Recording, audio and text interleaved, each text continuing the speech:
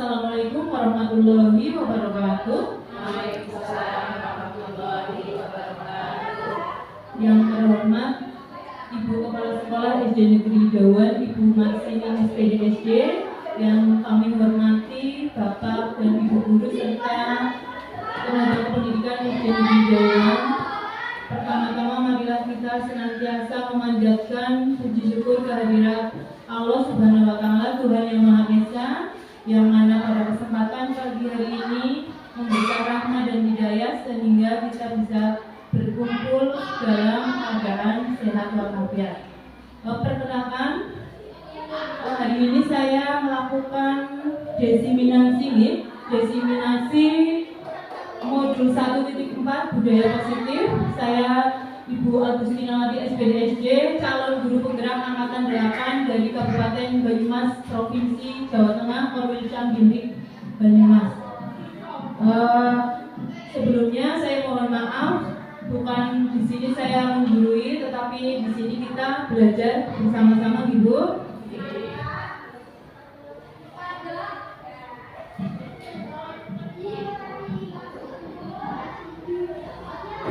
Sebelum ke materi, saya akan memberikan pertanyaan. Ada 4 pertanyaan di sini, yaitu yang pertama, pemberian hukuman dapat mendisiplinkan anak. Di sini adalah pernyataan setuju atau tidak setuju. Nanti Bapak Ibu yang saya tunjuk boleh menjawab setuju atau tidak setuju. Yang pertama, pemberian hukuman dapat mendisiplinkan anak. Menurut Bapak Ibu, pernyataan tersebut sesuai dengan hati Bapak Ibu atau tidak? Jadi setuju atau tidak nih? Budia setuju. Yang kedua, hukuman positif seperti membaca dan membersihkan kelas dapat membentuk kedisiplinan anak. Ibu Salama? Setuju. Bagaimana ibu-ibu yang lain? Bu Leli? Sependapat. Yang ketiga, adanya peraturan kelas atau sekolah menjadikan anak lebih disiplin. Ibu Marlina?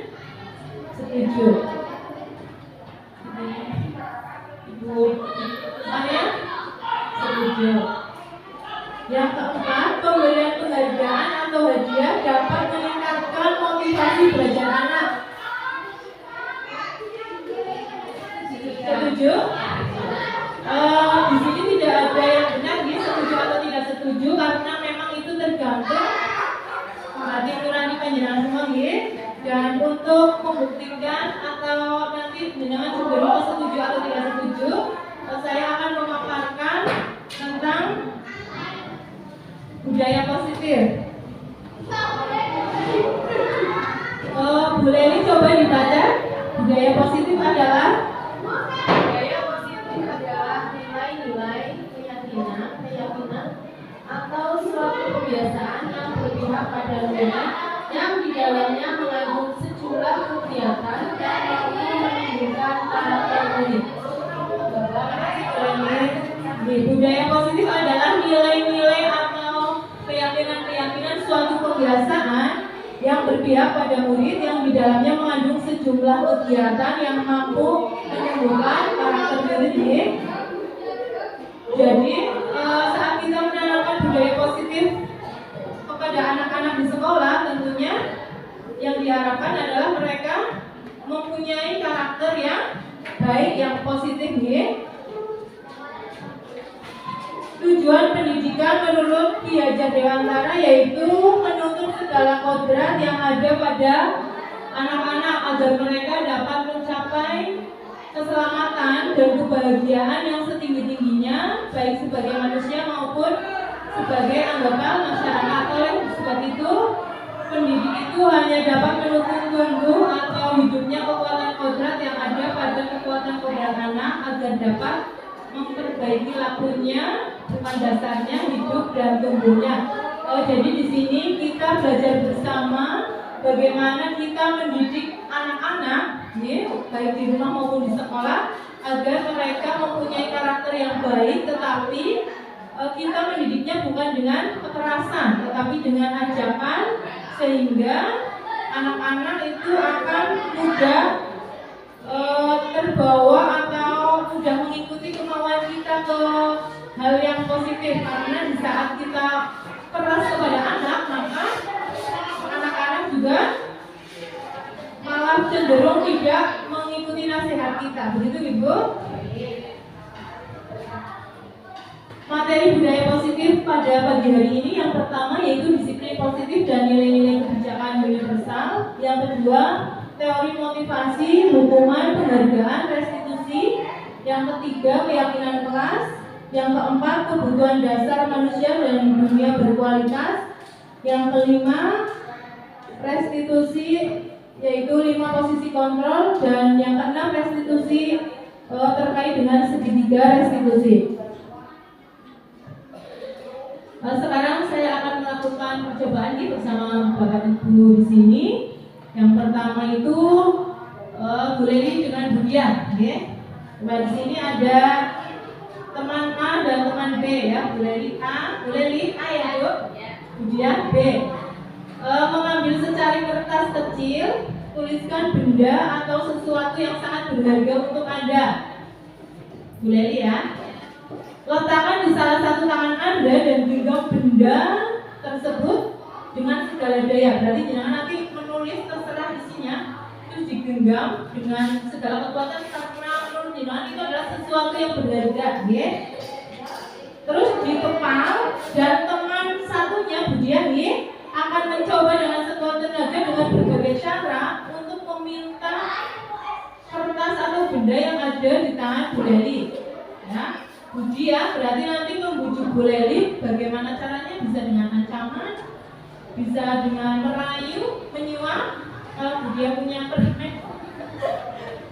Terus ya agar Bu Leli memberikan apa yang ada di tangannya. Okay? Terus nanti apa yang terjadi terserah Bu Leli, apakah mau memberikan benda tersebut atau tidak itu terserah Bu Leli. Okay? Seperti itu bisa dicoba. Maju ke depan.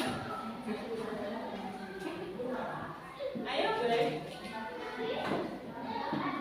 Berarti di sini terjadi percakapan ya, bagaimana Budia merayu Bu Leli. Ceritanya Bu Leli ini adalah sesuatu yang berharga ya. Saat Budia meminta, Budia kan nanti merayu Bu Leli, menjawab rayuan Budia. Ya. Jadi di sini nanti terserah Bu Leli apakah pada akhirnya barang tersebut mau diberikan atau tidak, itu tergantung Bu Leli. Oke? Mulai. Bu Leli, kamu mau lihat rahasianya ada apa aja? Jangan, ini punya saya. Itu beneran sama itu sama saya. Kalau kayak gitu nanti aku mau lihat Bu Leli ada yang mau dijalan. Kamu jahat.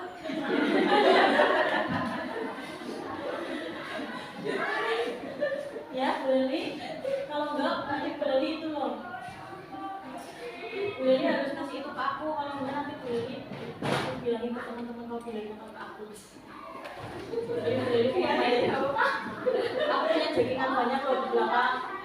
Kamu bawa preman juga sih. Sudah, berarti di sini kesimpulannya Bu Leli tidak memberikan benda tersebut ya. Alasannya apa Bu Leli tidak memberikan benda tersebut? Saya ini Benda kesukaan saya. Kita semua ingin tahu isinya ya, apa sih sampai Bu Leli itu tidak memberikan kepada Budia? Tulisannya apa? Apa? Boleh Bu Leli dibacakan? Boleh. Habis ya.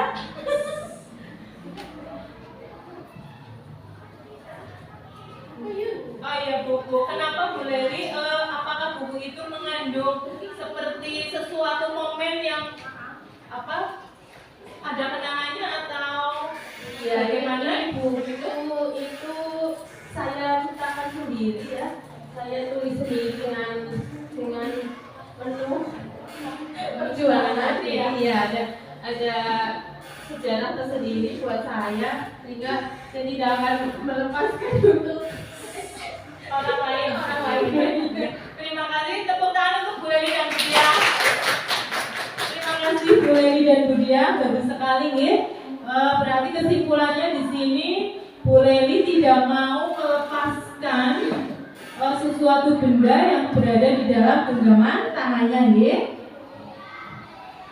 Yang nomor 1, apakah Anda membuka kepala tangan Anda? Berarti tidak ya. Tadi alasannya juga sudah disebutkan sama Bu Leli, karena ternyata benda tersebut itu buku, dan itu adalah buku yang ditulis Bu Leli dengan penuh perjuangan dan dengan curahan hati seperti itu. Jadi itu buku yang sangat berharga, mungkin buku diari ya Bu ya.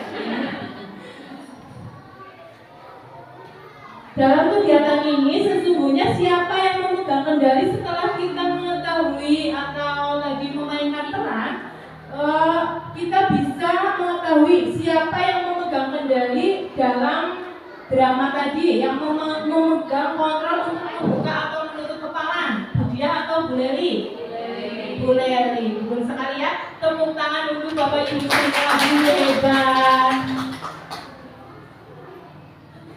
Itu berkaitan dengan di sini yaitu disiplin positif dan nilai-nilai kebajikan universal menurut psikiater pendidik Dr. William Glasser dalam teori yang kemudian berkembang dinamakan choice theory, meluruskan beberapa miskonsepsi tentang makna kontrol, yaitu tadi ilustrasi guru mengontrol murid, ilustrasi bahwa kritik, ya, sebuah kritikan itu membuat orang merasa bersalah, dapat menguatkan karakter, dan ilusi semua penguatan positif efektif dan ilusi bahwa orang dewasa memiliki hak untuk memaksa.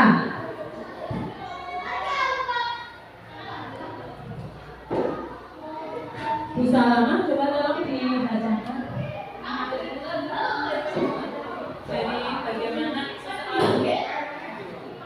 Bagaimana seseorang bisa berubah dari paradigma stimulus respon kepada pendekatan dari kontrol.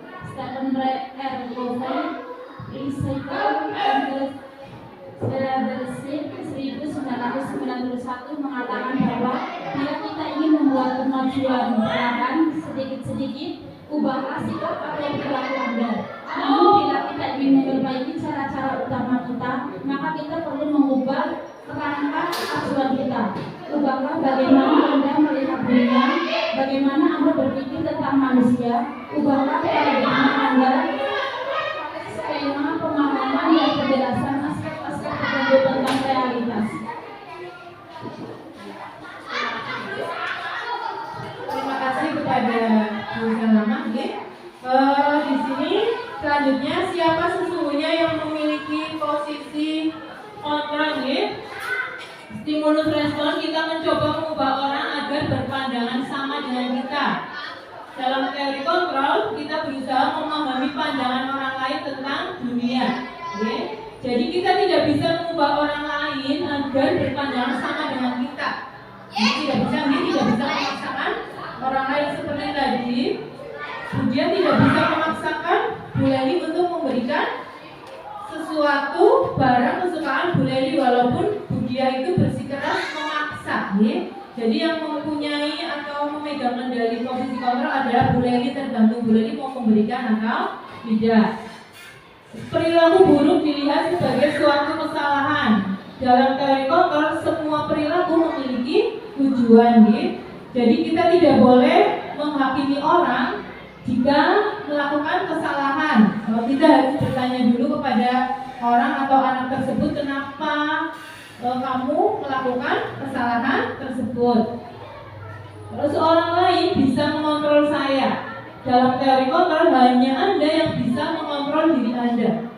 Jadi dalam stimulus respon, orang lain itu bisa mengontrol diri saya, padahal dalam teori kontrol orang lain tidak bisa mengontrol saya, karena apa yang saya inginkan saya sendiri yang memutuskan, gitu Ibu. Terus saya bisa mengontrol orang lain, Anda tidak bisa mengontrol orang lain. Begitu juga sebaliknya, jika dalam stimulus respon kita bisa memerintah orang lain untuk ini itu, ternyata dalam teori kontrol tidak bisa. Jadi kita tidak bisa memaksakan sesuatu. Pemaksaan ada pada saat hubungan gagal. Dalam teori kontrol, kolaborasi dan konsensus menciptakan pilihan-pilihan baru. Selanjutnya model berpikir menang kalah, yang dalam teori kontrol model berpikir menang. Selanjutnya yaitu makna disiplin. Dalam budaya kita, makna disiplin menjadi sesuatu yang dilakukan seseorang pada orang lain untuk mendapatkan kepatuhan. Menurut Ki Hajar Dewantara, di mana ada kemerdekaan, disitulah harus ada disiplin yang kuat. Disiplin yang dimaksud adalah disiplin diri yang memiliki motivasi internal. Motivasi internal itu apa nih? Motivasi internal adalah motivasi yang berasal dari dalam diri sendiri. Jika kita tidak memiliki motivasi internal, maka kita memerlukan pihak lain untuk mendisiplinkan kita, atau disebut juga dengan motivasi eksternal. Jadi saat anak itu melakukan sesuatu yang negatif, tetapi anak tersebut tidak mempunyai motivasi diri, berarti anak tersebut harus diberikan motivasi eksternal, bisa dari guru ataupun orang tua. Seseorang yang memiliki disiplin diri, mereka akan bertanggung jawab terhadap apa yang dilakukan, karena mereka mendasarkan tindakan mereka pada nilai-nilai kebajikan universal. Nilai-nilai kebajikan itu muaranya nanti kepada profil pelajar Pancasila yang terdiri dari 6 poin ya. Yang pertama, beriman dan bertakwa terhadap Tuhan Yang Maha Esa, mandiri, bernalar kritis, berkebinekaan global, bergotong royong, dan kreatif. Ini yang sedang digaung-gaungkan di dalam kurikulum Merdeka. Materi selanjutnya yaitu motivasi perilaku manusia. Sebagai seorang guru, jawab ya. Sebagai seorang guru, saat Anda hadir mengajar di kelas tepat waktu, motivasi apakah yang mendasari tindakan Anda?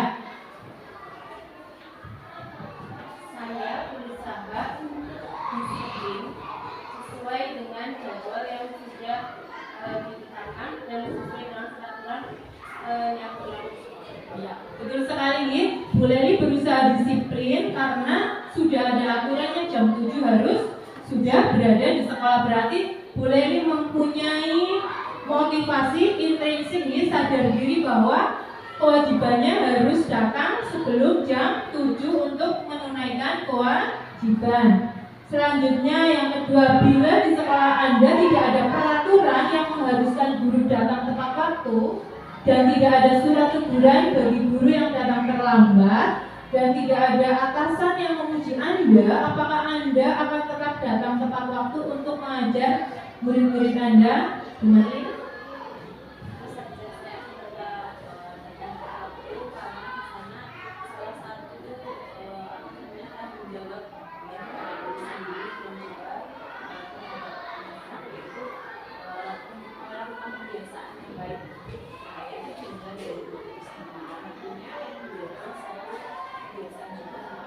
Terima kasih Ibu, ya bagus sekali jawaban Ibu Marlina nih. Walaupun di situ belum ada, di sini kan ceritanya tidak ada peraturan, tetapi Bu Marlina tetap datang tepat waktu seperti itu nih. Berarti Bu Marlina juga mempunyai motivasi intrinsik nih, berasal dari diri sendiri. Tepuk tangan untuk Bu Marlina. Terima kasih Bu. Teori motivasi, hukuman, dan penghargaan, dan juga restitusi. Yang pertama, untuk menghindari ketidaknyamanan atau hukuman, itu disebut motivasi eksternal. Ini itu berarti motivasi eksternal. Yang kedua, untuk mendapatkan imbalan dari orang lain atau institusi, juga termasuk motivasi eksternal. Yang ketiga, untuk menghargai diri sendiri, yaitu termasuk motivasi internal. Menurut Anda, dari ketiga jenis motivasi tadi, motivasi manakah yang saat ini paling banyak mendasari perilaku murid-murid di sekolah? Ya, motivasi eksternal apa internal? Eksternal nih, karena murid-murid itu biasanya masih membutuhkan bimbingan dari guru dan orang tua. Yang kedua, strategi strategi apa yang selama ini Anda terapkan untuk menanamkan disiplin positif pada murid Anda? Bagaimana hasilnya pada perilaku murid-murid Anda? Mulai, Li. Ya, dengan mengajar di awal. Ya. Terlebih ketika ada tiket, otomatis siswa harus berangkat lebih awal dari teman-temannya. Kemudian ya,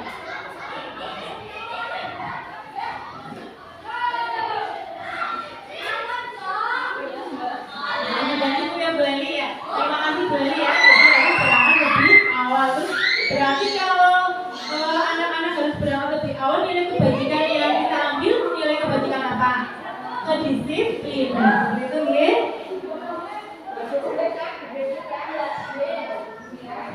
Di sini ada perbedaan hukuman dan konsekuensi. Biasanya anak di sekolah jika melakukan kesalahan atau pelanggaran itu ada yang diberikan hukuman, tapi ada juga yang berbunyi konsekuensi. Nah, di sini ada perbedaan hukuman dan konsekuensi. Hukuman itu sesuatu yang menyakitkan yang harus terjadi. Jadi ketika anak itu melakukan pelanggaran, guru itu langsung menghakimi. Kenapa sih kamu seperti ini? Kenapa kamu sampai membuat temanmu menangis? Walaupun kata-kata itu hanya sekalimat, tetapi jika itu berbunyi hukuman, apalagi sampai sekarang kamu keliling lapangan, seperti itu akan membekas di hati anak sampai dewasa. Terus kalau konsekuensi sesuatu yang harus terjadi, konsekuensi itu sesuatu yang harus terjadi tetapi tidak menyakitkan. Berarti ini kalau hukuman kan menyakitkan karena bisa mengalami trauma sih orang yang mengalami membuat anak sakit ya, sakit fisik maupun hati untuk jangka waktu yang lama. Terus kalau konsekuensi, anak tidak nyaman tetapi hanya sebentar, paham ya? Terus anak membenci kedisiplinan karena terlalu sering ditegur oleh guru, maka anak jadi beri teman sih. Bu Mawar misalnya, Bu Mawar kok jadi guru cerewet sekali, malah jadi saya malas untuk disiplin seperti itu ya. Tetapi kalau diberikan konsekuensi, anak itu akan menghargai kedisiplinan. Kalau hukuman itu bersifat paksaan, sekarang kamu membersihkan WC loh, seperti itu ya. Tetapi kalau konsekuensi itu nanti akan memberikan sebuah tanggapan. Jadi anak, oh ternyata guru ini menasihati seperti ini agar saya lebih disiplin lagi. Terus kalau hukuman mendorong anak menyakiti diri sendiri, kalau konsekuensi mendorong anak agar mudah menyesuaikan diri. Selanjutnya hukuman adalah konsep diri yang buruk, konsekuensi konsep diri yang baik. Terus hukuman anak belajar untuk menyembunyikan kesalahan. Jadi saat putra-putri panjenengan di sekolah melakukan kesalahan dan mendapatkan hukuman, kayaknya di rumah tidak cerita nih. Saya tadi sama Bu Guru sama Pak Guru suruh membersihkan WC, kayaknya tidak bercerita. Justru yang bercerita biasanya temannya, orang tua itu tahu dari temannya. Tadi si A misalnya, Andi misalnya nih, tadi si Andi dihukum Bu membersihkan WC, seperti itu. Ibunya baru kaget, apa ya kamu dihukum, biasanya seperti itu ya. Terus kalau konsekuensi, anak belajar untuk mematuhi peraturan. Kalau hukuman itu anak bisa marah, mempunyai rasa bersalah, dan merasa dipermalukan dan tidak dihargai. Tetapi kalau konsekuensi, anak itu hanya merasa kehilangan hak, dibuat tidak nyaman, tetapi hanya untuk sementara waktu. Ya? Jadi konsekuensi sama hukuman itu beda. Kalau konsekuensi biasanya juga sudah terjadi kesepakatan. Misalkan, jika kamu tidak mengerjakan PR, nanti kamu berlari lapangan 1 kali ya. Walaupun terkesan hukuman, tetapi karena sudah ada kesepakatan, maka itu namanya konsekuensi. Sekarang di sini ada soal, ya. Yang pertama, menurut Bapak Ibu, mencatat 100 kali dalam buku kalimat, saya tidak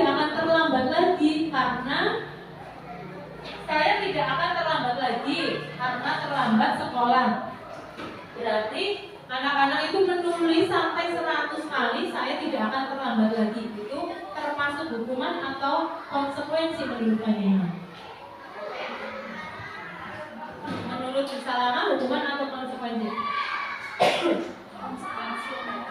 Konsekuensi menurut Glei? Karena alasannya apa? Alasannya karena telah melakukan kesalahan. Kita lihat ya jawabannya. Betul ya? Di sini termasuk hukuman ya. Termasuk hukuman karena mungkin belum terjadi kesepakatan nih. Jadi saat terlambat datang mungkin guru BK-nya atau BP-nya silakan kamu menulis sampai 100 kali di buku. Saya tidak akan terlambat. Mungkin walaupun di era saat ini masih ada guru yang seperti itu nih. Sebetulnya itu tidak diperbolehkan ya. Tidak diperbolehkan karena itu nanti akan membuat psikis anak tidak baik seperti itu. Yang kedua, lari mengelilingi lapangan basket 2 kali karena terlambat hadir di sekolah, termasuk hukuman atau konsekuensi. Hukuman. Kita lihat ya. Ya betul. Termasuk hukuman karena mungkin tidak memakai sepatu hitam, bisa saja ya. Silakan lari lapangan basket sampai 2 kali. Kan anak tersebut merasa malu ya Pak tidak Bu? Dipermalukan satu sekolahan berarti bisa melihat nih kalau misalkan di sini di halaman silakan berputar 2 kali kan anak kelas lainnya melihat nih, melihat itu sih kenapa suruh lari 2 kali, oh berarti mungkin tidak mematuhi tata tertib kan anak itu malu ya. Terus nanti saat istirahat mungkin bisa saja tadi tidak mematuhi tata tertib ya, jadi disuruh lari seperti itu ya.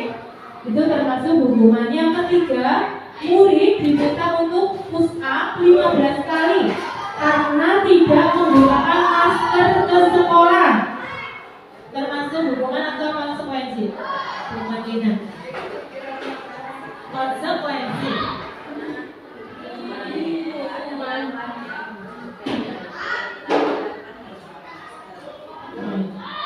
Menurut Bu Martina termasuk konsekuensi karena mungkin kan menggunakan masker sudah digaungkan nih, sudah ada tata tertibnya seperti itu, tetapi tidak memakai seperti itu nih, jadi disuruh push up. Kita lihat nih, ternyata termasuk hukuman nih, walaupun mungkin sudah ada peraturan, tapi kalau harus push up juga kan menimbulkan kesan yang tidak baik ya. Mereka juga merasa anak tersebut juga merasa malu, merasa pokoknya psikisnya terganggu lagi, merasa malu ini. Terus selanjutnya menggantikan kertas tugas teman yang telah dicoret-coret. Ibu Risma menggantikan kertas tugas teman yang telah dicoret-coret. Jadi saat kita atau anak tersebut merobek-robek atau merusak kertas tugas teman terus mengganti, itu termasuk hukuman atau konsekuensi Bu Leli? Hukuman. Dibaca lagi deh Pak. Kemudian menurut Bu Leli hukuman, menurut Bu Dia konsekuensi. Kita lihat ya. Konsekuensi ini karena memang sudah seharusnya saat merusak kertas teman atau membuat sesuatu kesalahan mengganti ya, berarti itu kan sudah keharusan yang harus dilakukan, kesadaran diri, berarti konsekuensi. Membersihkan tumpahan air di meja tulis karena tersenggol pada saat belajar, termasuk hukuman atau konsekuensi di Bu Nelly? Konsekuensi, kita lihat ya. Ya betul sekali. Tepuk tangan untuk Ibu Nelly.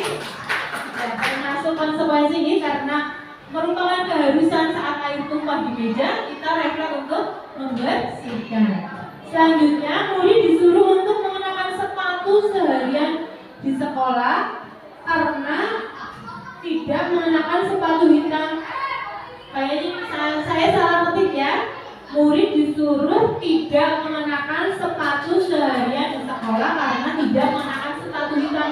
Jadi saat ada anak yang tidak menggunakan sepatu hitam, maka sepatu hitamnya itu harus dicopot atau dalam waktu seharian karena tidak memakai sepatu hitam. Sekarang kamu tidak usah pakai sepatu selama dari pagi sampai pulang sekolah. Itu termasuk hukuman atau konsekuensi?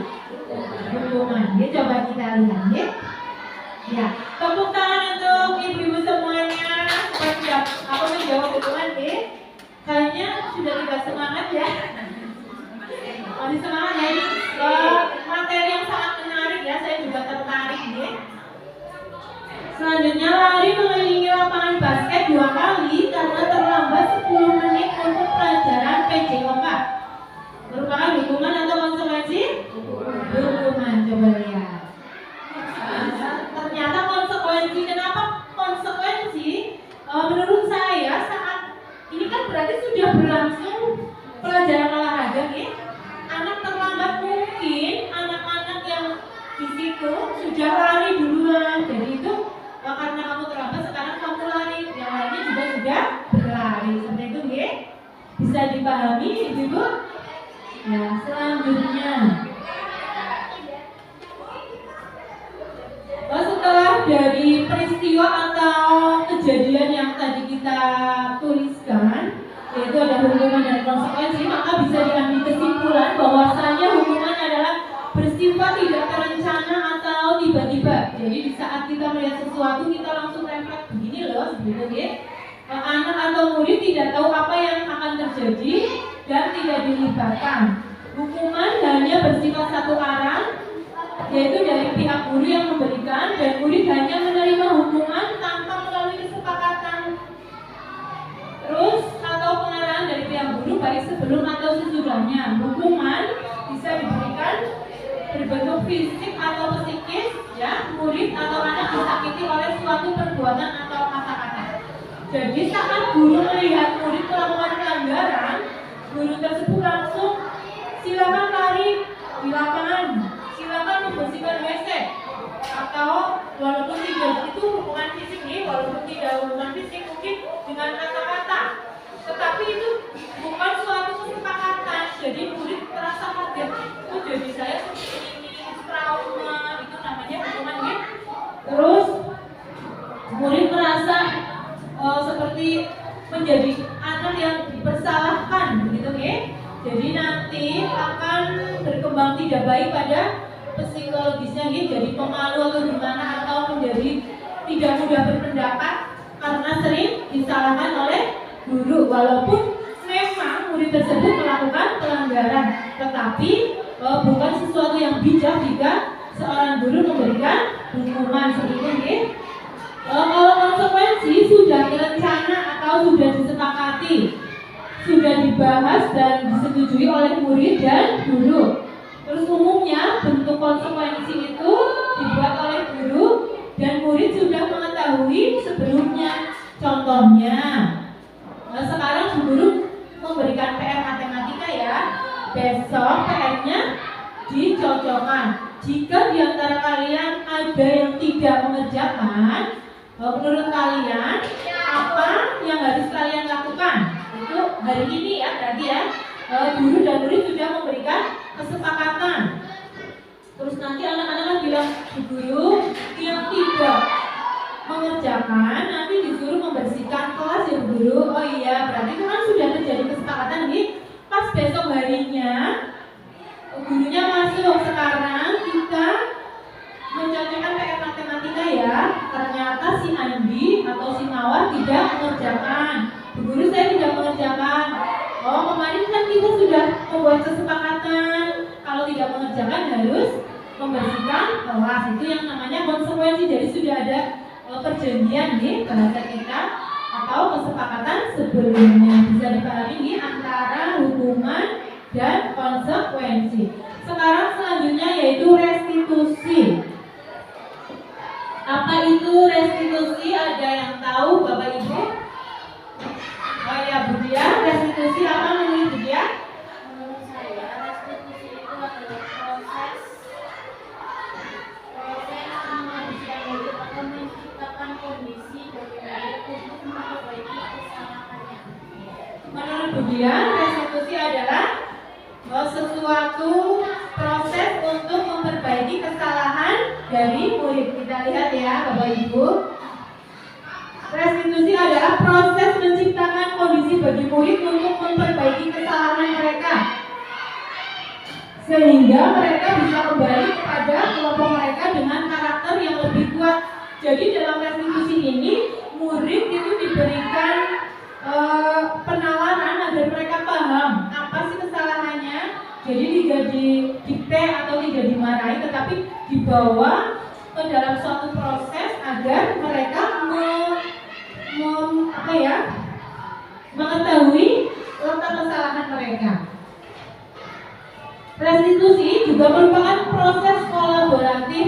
Kolaboratif itu kerjasama yang mengajarkan murid untuk mencari solusi untuk masalah mereka dan membantu murid berpikir tentang orang seperti apa yang mereka ingin menjadi, tujuan mulia, dan bagaimana mereka harus memperlakukan orang lain. Jadi di sini murid itu juga dibawa untuk bagaimana dia memperlakukan orang lain. Contohnya, jika ingin dihargai, berarti kita juga harus menghargai orang lain. Seperti itu.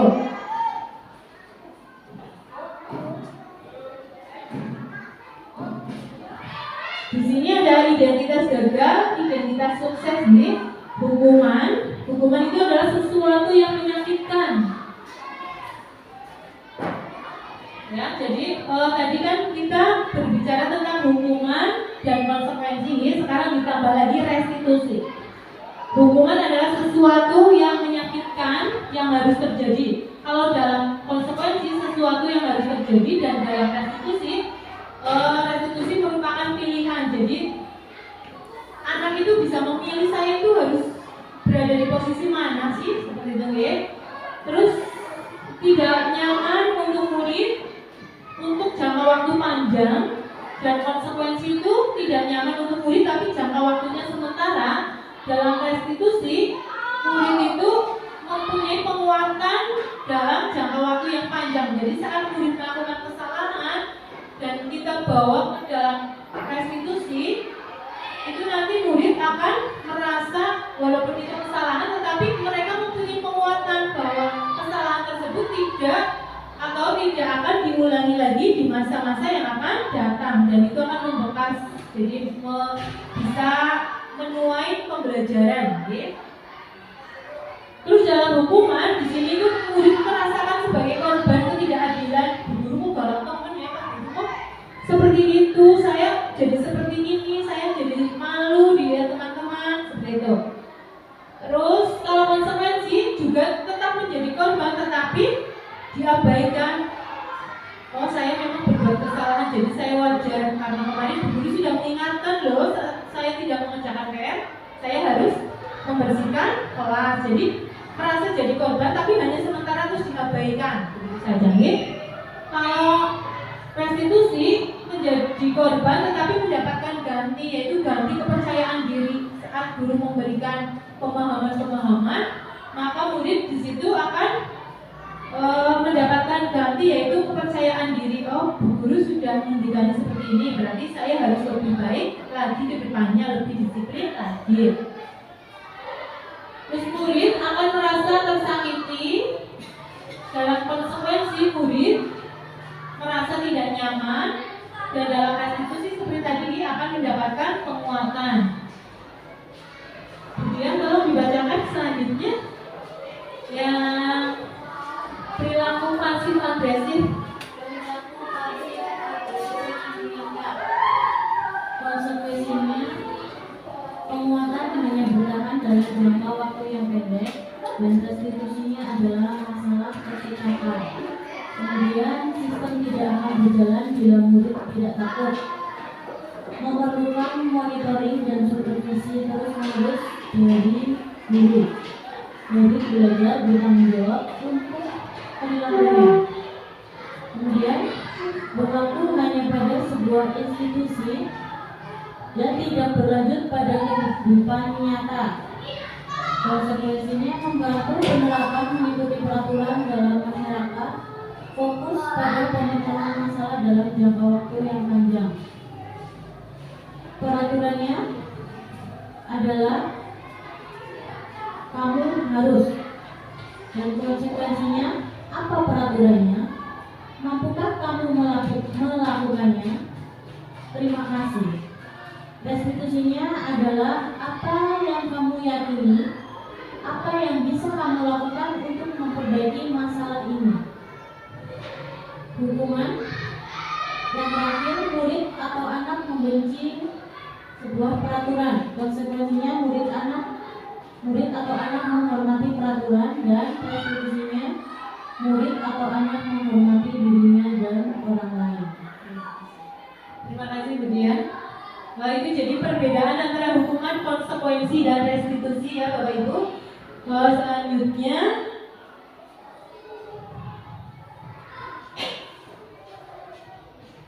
dihukum oleh penghargaan. Saat kita berulang kali menjanjikan hadiah kepada anak agar berperilaku bertanggung jawab, atau kepada seorang murid agar mempelajari sesuatu yang baru, atau kepada seseorang karyawan agar melakukan pekerjaan yang lebih baik dan berkualitas, kita itu sedang berasumsi bahwa mereka tidak dapat melakukannya atau mereka tidak akan memilih untuk melakukannya.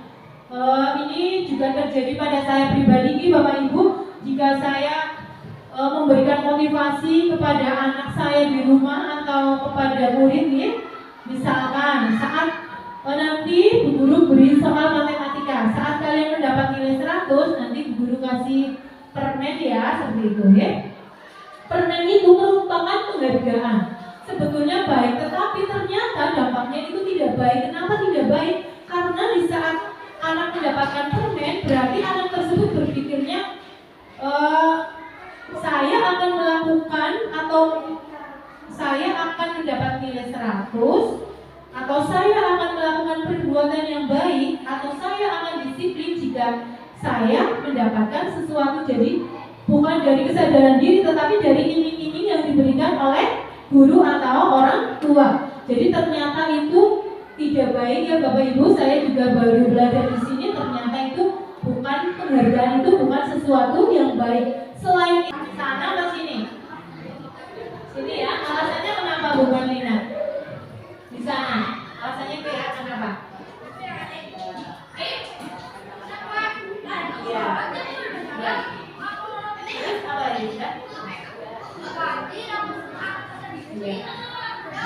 Ya, bagus sekali ini jawaban Ibu Marlina bahwa yang betul itu yang di sebelah sana. Di situ adalah kami guru dan murid yang saling menyayangi. Berarti kami guru dan murid, berarti di situ sudah ada kesepakatan antara guru dan murid. Kalau di sini kan datang ke langsung mengucapkan salam.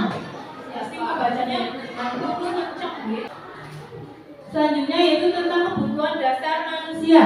Seluruh tindakan manusia memiliki tujuan tertentu ya. Ada 5 kebutuhan dasar manusia, yaitu kasih sayang dan rasa diterima, bertahan hidup, kesenangan, penguasaan, dan kebebasan.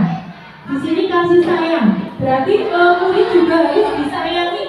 Mereka membutuhkan kasih sayang baik di rumah maupun di sekolah.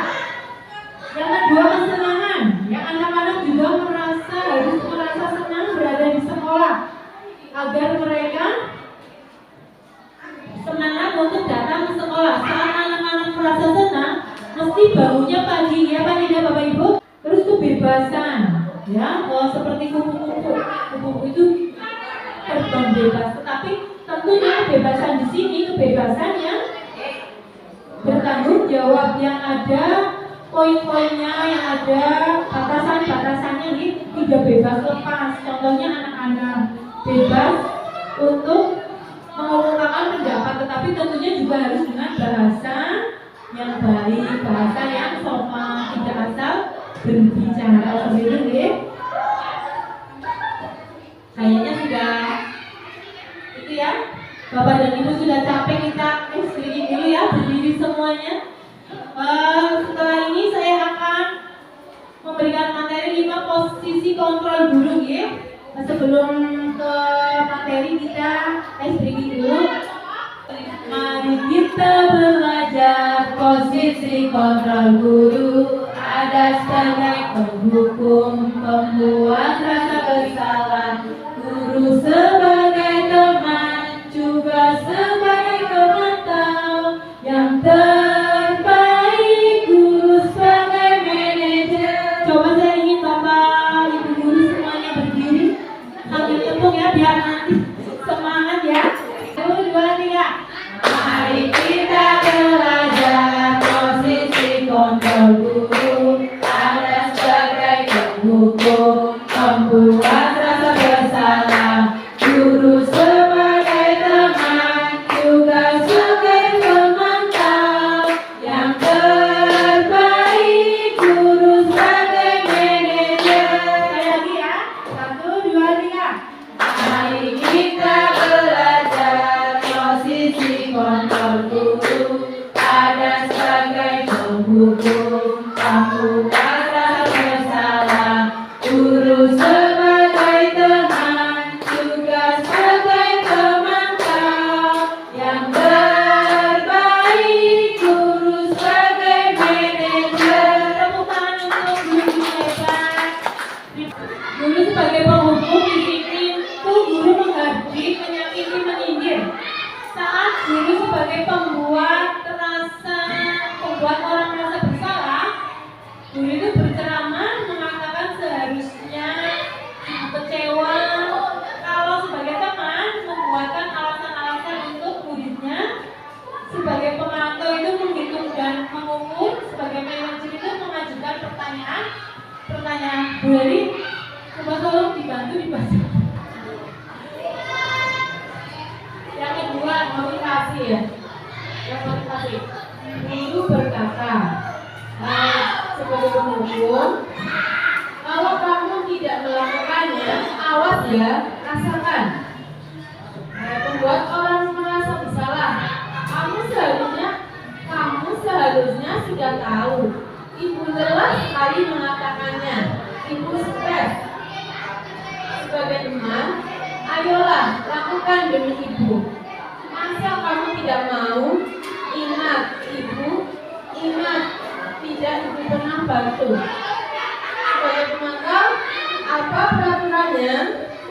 Sebagai manajer, apa yang kita yakini? Apa yang bisa kau kerjakan untuk memperbaiki masalah ini?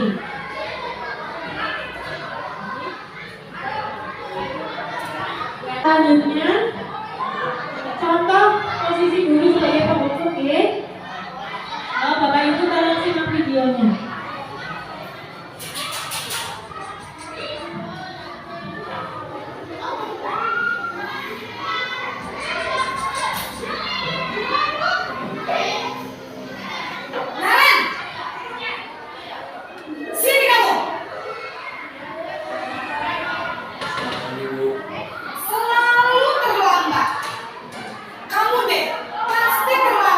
Ini adalah posisi guru sebagai penghukum ya. Apa? Apa coba?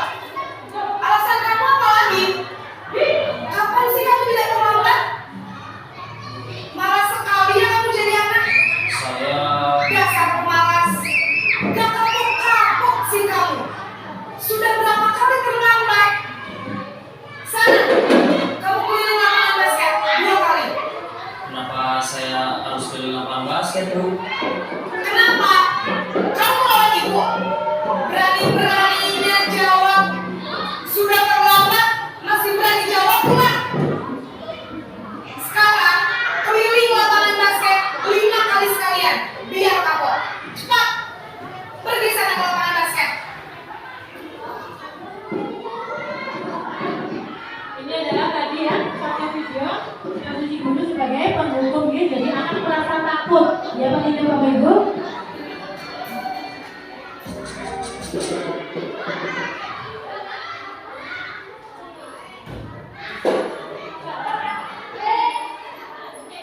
Yang kedua adalah posisi pembuat rasa bersalah.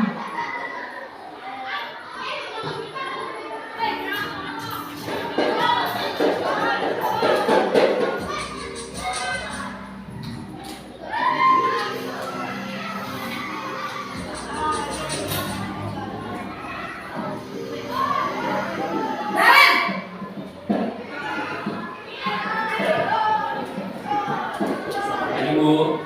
Naren, kamu kenapa terlambat lagi, nak? Ya Tuhan, Naren, kamu senang ya bikin ibu susah ya? Kalau kamu terlambat lagi, nanti ibu yang ketinggalan Ini kasusnya sama ya Bapak Ibu, kasusnya sama tapi selalu penanganannya beda ya. Duh, gimana ini? Maaf Bu. Duh, Gusti Naren, kamu suka ya kalau ibu tegur bapak kepala sekolah? Terus, sekarang ibu harus tulis apa ini di buku absen? Ini kamu sudah sering terlambat loh. Ibu harus apa coba? Maaf Bu. Maaf sekali. Ya sudah, lain kali jangan bikin ibu susah lagi ya nak ya. Ibu tidak akan telat lagi kalau kamu begini terus. Bisa jantungan kalau ibu tegur bapak kepala sekolah. Sana cepat kelas. Maaf ya Bu. Maaf sekali. Nah, itu adalah contoh posisi guru sebagai pembuat rasa bersalah. Jadi anak terlambat ditegur, tetapi masih dengan kata-kata halus nih. Tapi anak di situ masih hanya saya salah seperti itu ya. Selanjutnya yang ketiga yaitu posisi guru sebagai teman.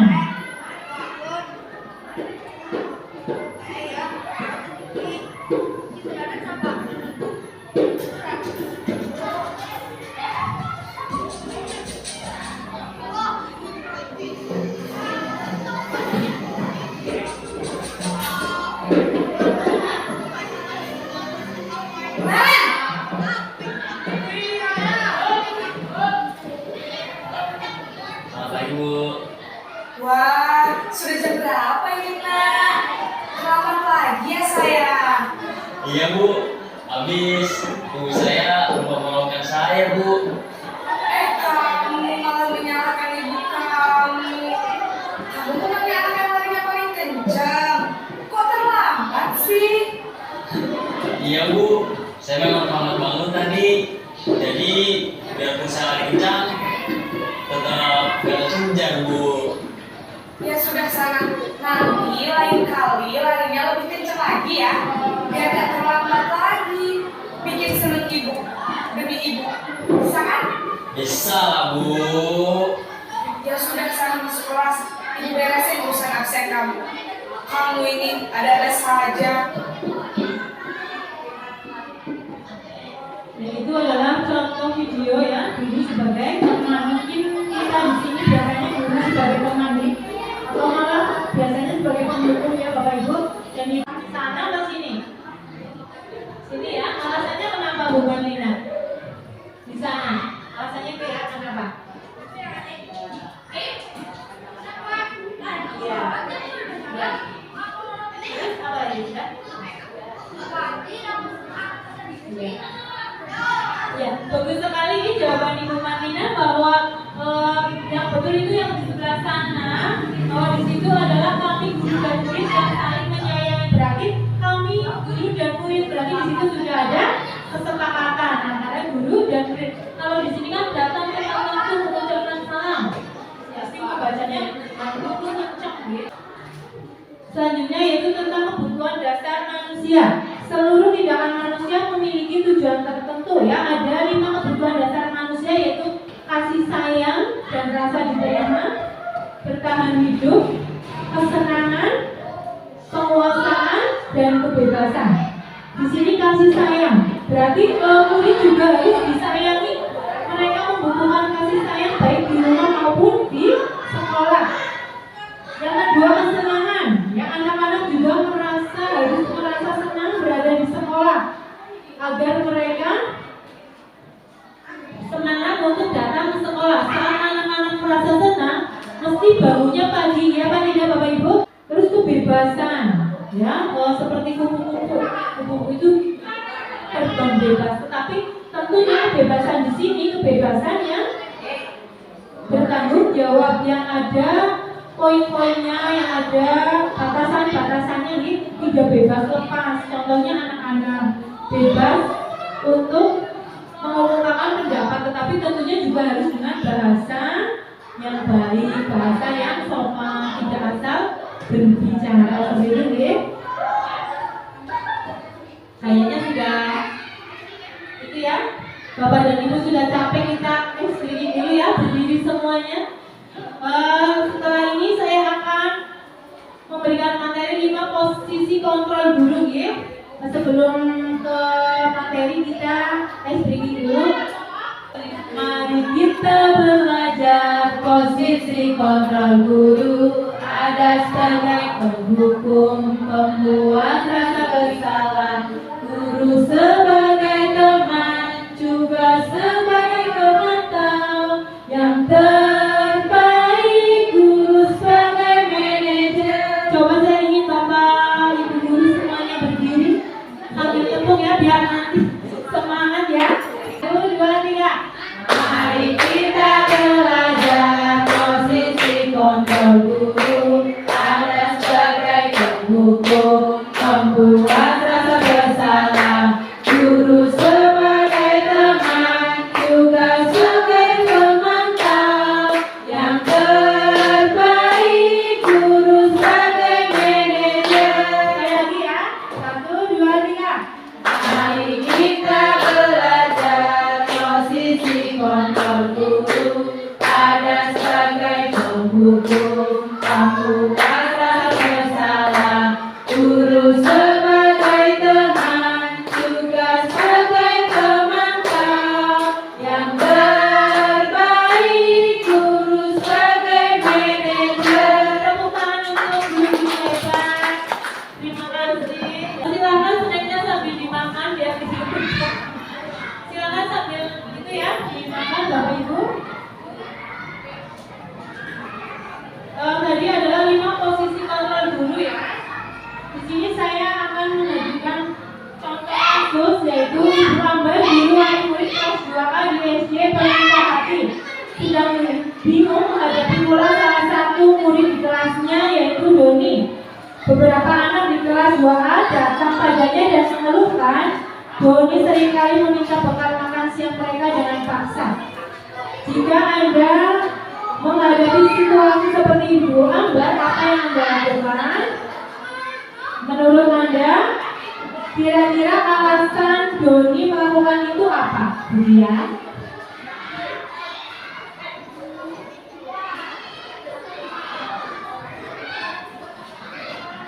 Ibu Ambar, wali murid kelas 2A. Saat ada kasus seperti ini, guru harusnya itu bertindak sebagai manajer nih. Manajer di sini guru bisa sebagai teman, sebagai pemantau, dan sebagainya. Kita lanjut. Ada 5 posisi kontrol guru, yaitu guru sebagai penghukum. Guru sebagai penghukum di sini itu guru menghardik, menyakiti, menyindir. Saat guru sebagai pembuat orang merasa bersalah, guru itu berceramah mengatakan seharusnya kecewa. Kalau sebagai teman membuatkan alasan-alasan untuk muridnya. Sebagai pemantau itu menghitung dan mengukur. Sebagai manajer itu mengajukan pertanyaan. Bu Heri, coba tolong dibantu dibaca. Yang kedua, motivasi ya. Yang motivasi.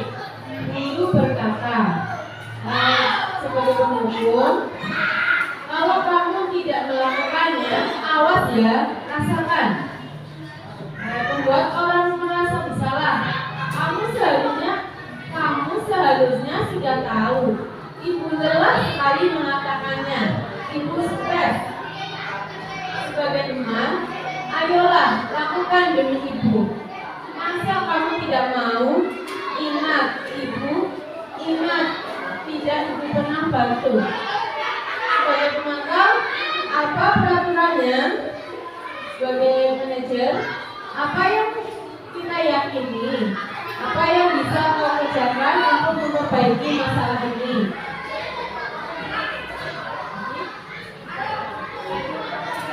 Selanjutnya, contoh posisi guru sebagai penghukum ya. Bapak Ibu tolong simak videonya.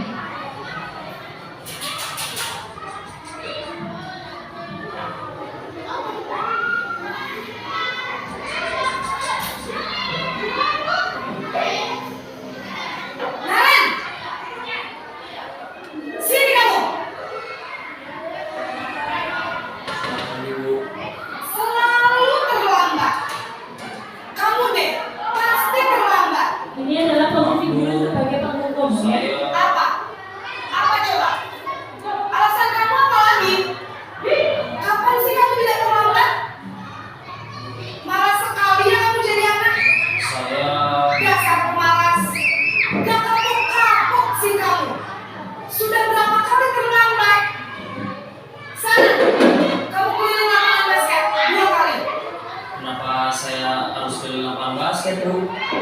Kenapa? Kamu lawan ibu? Berani-beraninya jawab. Sudah terlambat, masih berani jawab pula.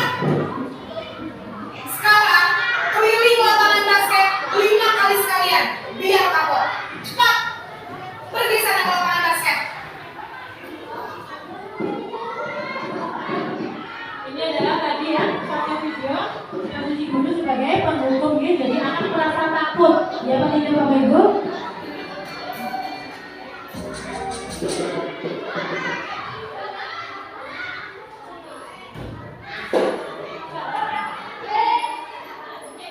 Yang kedua adalah posisi membuat rasa bersalah.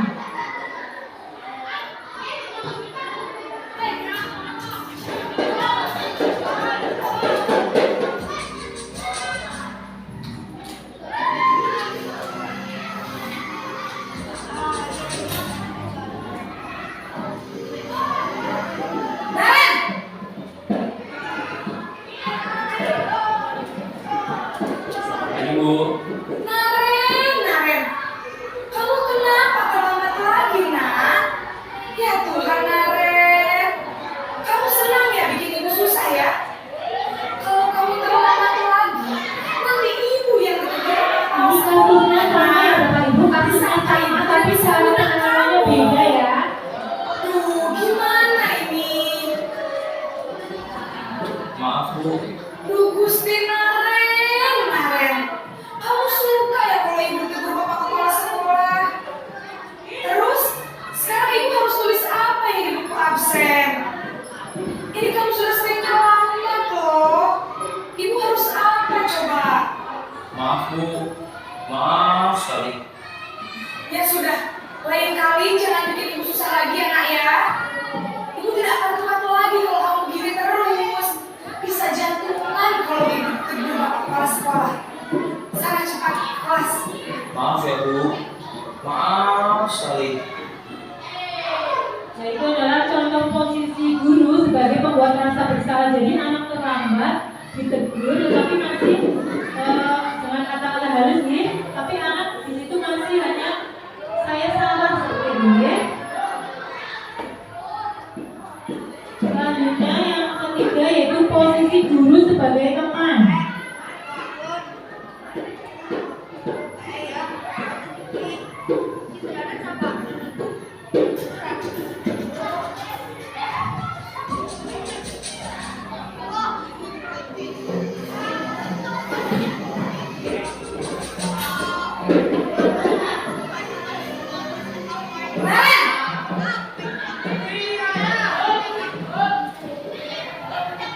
Selamat pagi, Bu. Wah, sudah jam berapa ini nak? Selamat pagi ya sayang. Iya, Bu. Habis ibu saya mempermalukan saya, Bu. Kamu malah menyalahkan ibu kamu.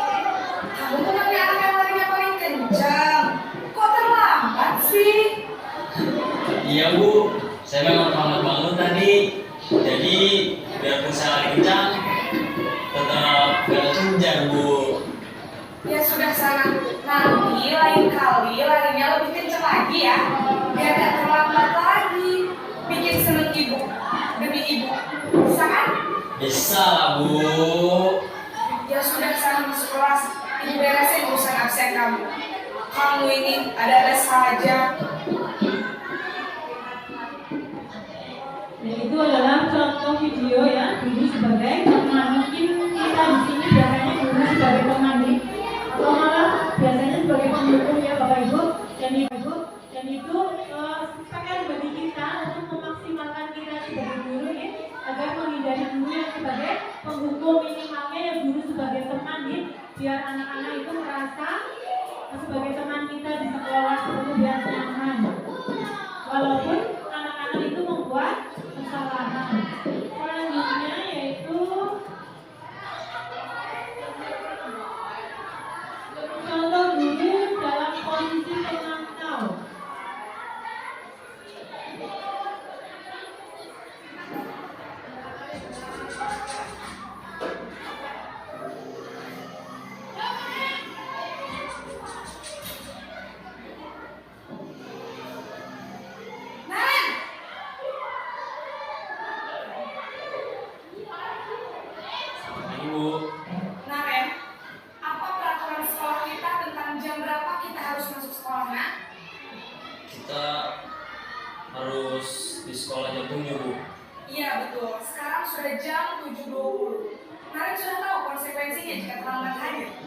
Paham Bu, saya harus tinggal kelas pas jam istirahat selama 20 menit. Ya benar, konsekuensinya demikian. Jadi nanti jam 9.30 pas istirahat, kamu harus tinggal di kelas, kerjakan tugas tambahan untuk ketertinggalan kamu, ya? Baik Bu. Posisi pemantau mengandalkan penghitungan atau data untuk mengontrol murid. Guru mengarahkan murid berdasarkan peraturan dan konsekuensi. Seorang pemantau menunjukkan bahasa tubuh dan ekspresi wajah yang datar dan cenderung formal.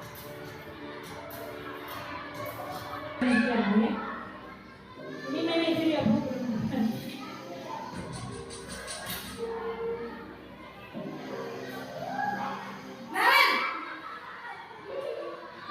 Untuk membimbing murid memiliki sikap disiplin yang positif, yaitu murid yang mandiri, bertanggung jawab, dan dapat memecahkan masalah. Tujuan dari posisi ini adalah agar murid dapat berefleksi atas tindakannya. Guru akan dengan tulus memberikan pertanyaan-pertanyaan bermakna, sehingga membuat murid dapat belajar dari kesalahannya dan mencari sebuah solusi untuk menyelesaikannya.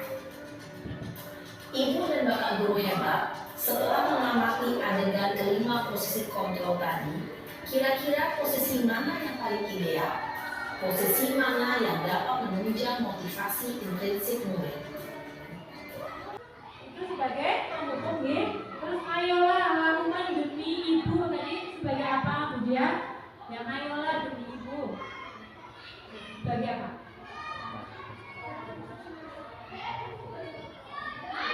Mas Satria sebagai apa? Merasa bersalah. Misalnya ya. Sebagai teman demi ibu ya, jadi teman. Terus apakah kamu mau mendapatkan stiker bintang hari ini? Boleh lihat itu di posisinya.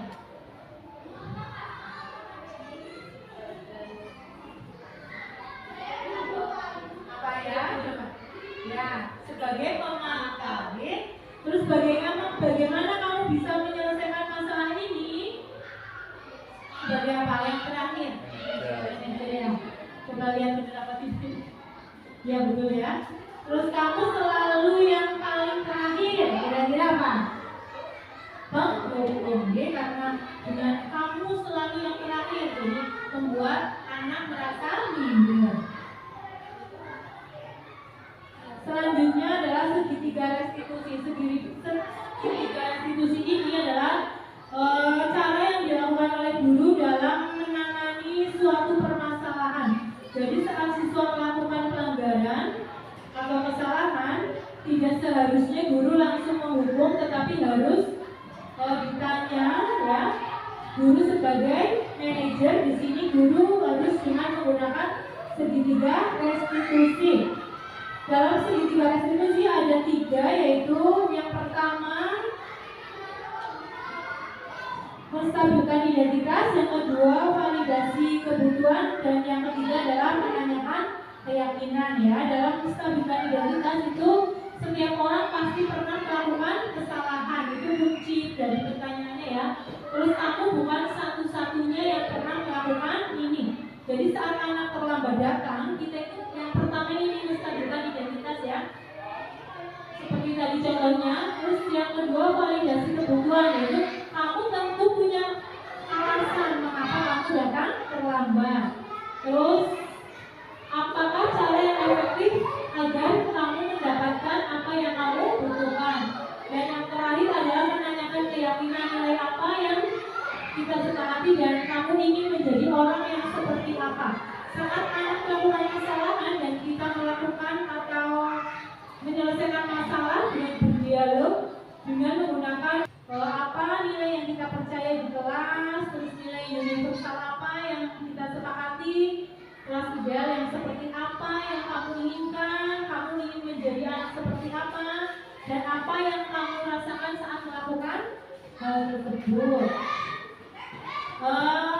Bapak Ibu, saya sudah melakukan demonstrasi konseptual tentang budaya positif ya. Ini adalah demonstrasi kontekstual budaya positif yang saya buat, dan ini mereka adegannya ya bersama anak-anak kelas 5. Assalamualaikum warahmatullahi warahmatullahi wabarakatuh. Saya Agustinawati, calon guru penggerak angkatan 8 dari SD Negeri Dewan Kabupaten Banyumas. Video ini adalah praktek penerapan segitiga restitusi untuk menyelesaikan permasalahan siswa di sekolah. Kenalkan, Bapak Lesmarian adalah fasilitator saya dan Ibu Ani Kuswadani adalah pengajar praktik. Sebagai informasi, segitiga restitusi adalah suatu proses dialog yang dijalankan guru atau orang tua agar dapat menghasilkan murid yang mandiri dan bertanggung jawab. Tindakan yang salah. Kasus pertama, berikut adalah skenario penyelesaian masalah berdasarkan segitiga restitusi. Michelle tidak terima pekerjaan atau tugasnya, selalu dicontek oleh temannya. Ia marah dan tidak dapat menahan emosinya. Tadi ibu dengar laporan dari tuan kelas, katanya kamu bertengkar ya dengan teman.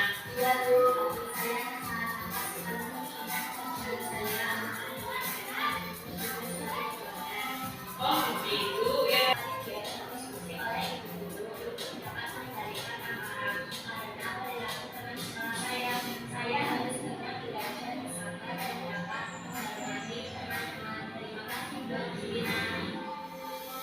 Selanjutnya adalah kasus yang kedua. Berikut adalah skenario penyelesaian masalah berdasarkan segitiga restitusi. Damar sering datang terlambat sehingga banyak pelajaran yang tertinggal. Nah, tadi ibu mendengar laporan dari guru Buket, katanya kamu sering datang terlambat. Nama saya Guru Diana. Terima kasih Bu Tidak. Saya senang sekali diajak diskusi dengan Ibu Guru, menemukan solusi atas kesalahan yang telah saya lakukan. Saya tidak akan mencoba lagi supaya kita selamat.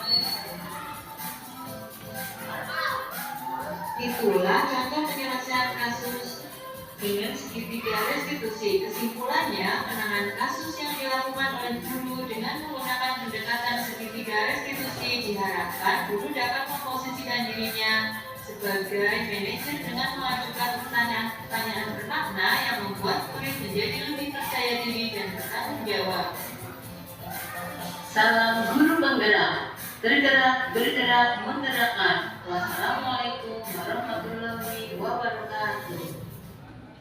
Saya yang sudah mempraktekkan tentang segitiga restitusi. Bapak Ibu sampai di sini sudah tahu ya gambarannya ya, bahwa kita sebagai guru itu harus berada dalam posisi manajer nih, walaupun setidaknya di posisi teman, sehingga nanti murid merasa nyaman untuk belajar bersama kita di sekolah. Selanjutnya, refleksi pada pagi hari ini, perasaan apa yang muncul selama mengikuti sesi ini, khususnya mengenai makna disiplin dan motivasi prinsip. Bu Leli, saya Bu Leli.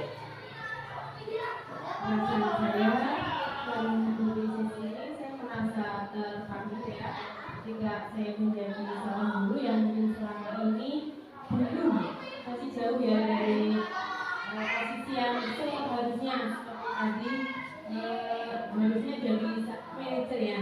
Namun selama ini mungkin masih sebagai hukum atau dan sebagainya. Jadi selama mengikuti sesi ini saya merasa terpanggil ya.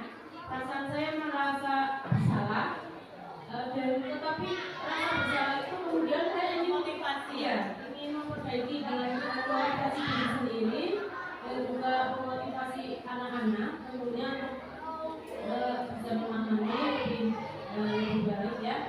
Seperti itu. Terima kasih Bu Leli. Tepuk tangan buat Ibu Leli. Ya, sama Bu Leli, saya juga setelah mempelajari materi ini merasa ternyata selama ini saya menjadi guru itu masih banyak kurangnya. Semoga kedepannya kita bisa menjadi guru-guru hebat yang dirindukan oleh siswa ya, guru yang dirindukan.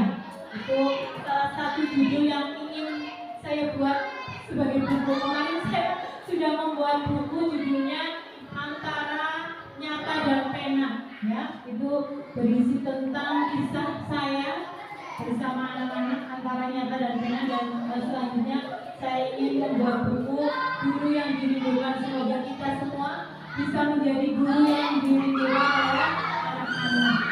Bapak Ibu yang saya hormati, mungkin hanya itu pemaparan saya tentang video di modul 1.4 yaitu budaya positif. Semoga apa yang diharapkan kita sebagai guru bisa menjadikan guru yang baik, yang bisa memajukan dan mencerdaskan anak dengan berkarakter sesuai dengan profil pelajar Pancasila. Jika ada kurang dan lebihnya dalam pertemuan pada siang hari ini, saya mohon maaf yang seterus-terusnya. Billahi taufiq wal hidayah. Wassalamualaikum warahmatullahi wabarakatuh.